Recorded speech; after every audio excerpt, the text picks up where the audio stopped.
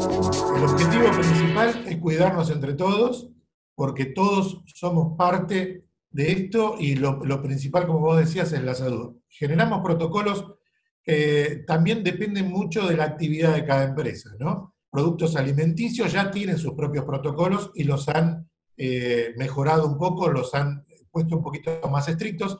Aquellas empresas en donde prácticamente no había protocolos porque por su actividad, ¿no? Por ejemplo, las empresas metalúrgicas, aquellas que no hacen ningún tipo de alimentos o productos que después van a un consumidor final, no tenían protocolos. Entonces ahí elaboramos unos protocolos específicos para esas actividades y a su vez cada una de las empresas los adaptan a sus actividades. Como por Ujú. ejemplo, al ingreso de cada planta, las personas tienen que tener dos mudas de ropa, una con la que vienen de la casa y la otra se cambian aquí adentro, cada uno con su lugar, con su ropa de trabajo.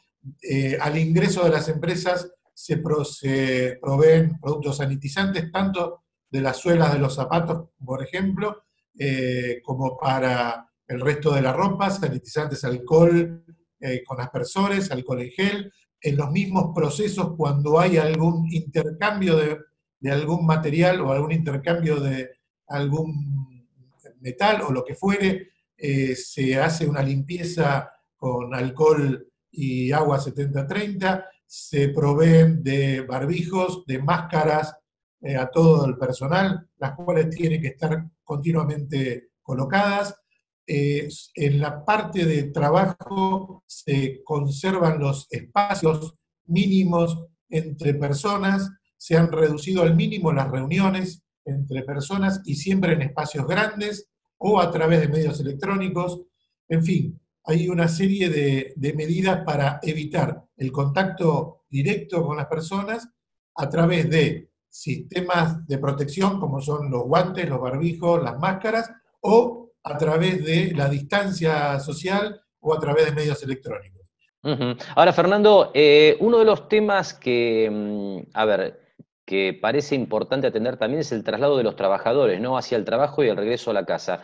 Y en este sentido, digamos, se ha hablado, inclusive esto se está discutiendo a nivel nacional, cómo evitar el uso del transporte público que puede ser un foco de contagio.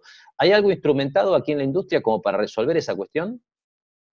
Sí, se establecen protocolos dentro de las posibilidades de cada uno. Por ejemplo, cuando hay mucha gente que tiene que acceder al mismo tiempo a la planta, se hacen turnos rotativos o se hacen entradas en distintos horarios, sobre todo si son horarios en donde el transporte público está muy sobrecargado, se modifican los horarios de entrada y de salida para que no coincidan con esos horarios de transporte público. El mismo transporte público tiene sus protocolos de distancia entre cada uno. Se propone que cada uno venga por sus medios, si vienen en autos que no sean de más de 2 personas por auto. En fin, dentro de las posibilidades de cada uno, porque también hay empresas que tienen posibilidades de armar algunos sistemas logísticos para las personas y otras empresas que lamentablemente pequeñas no tienen esa posibilidad. En ese sentido, se toman otras medidas, como por ejemplo los cambios de horario, las formas de que la gente no tenga que acceder al transporte público en los horarios pico. En fin, se trata de buscar esas medidas para evitar el contagio entre personas. Bueno, esto es muy variable. Ahí depende muchísimo de qué tipo de bien produzca cada una de las empresas. Ujú. Hay empresas que han visto reducido su demanda prácticamente a un 10 o un 20%, y hay empresas que por el producto que producen han visto multiplicado o sumado la demanda de sus productos, porque son productos que van destinados a mercados en donde quizás por este tema de la pandemia, esos mercados se han dirigido hacia otros productos que son los que producen estas empresas. Bueno, esas empresas vieron sumado la demanda. Y otras que tienen muy poca demanda. Ahí es muy variado y ahí es donde nosotros tenemos que trabajar mucho, sobre todo para que el Estado apoye a esas empresas en donde por cuestiones justamente del virus están prácticamente sin trabajo y tratando de mantener su plantel de empresa. Y como te decía, otras, si bien no podemos hablar de se han beneficiado, pero sí, han visto aumentada su demanda de sus productos. Ujú. Por último, Fernando, la cadena de pagos, ¿cómo está? Porque esta es una preocupación relevante en este contexto. Sí, bueno, ahí es un problema muy grande. La cadena de pagos en ciertos sectores está prácticamente cortada. Nosotros hemos visto que hay una cantidad de cheques rechazados muy, muy, muy alta. Hay empresas que no, a raíz de que no pueden cobrar, no pueden pagar.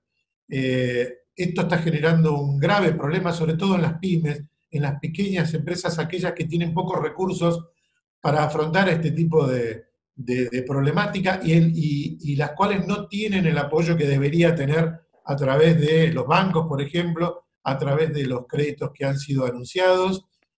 Hay muchas empresas que todavía no han podido acceder, eh, siempre por cuestiones formales o burocráticas, no tienen ese apoyo y tienen que asumir la responsabilidad del pago de los sueldos, la responsabilidad del pago de los impuestos con capital propio y prácticamente ese capital ya está terminado y esas empresas están en muy mala situación.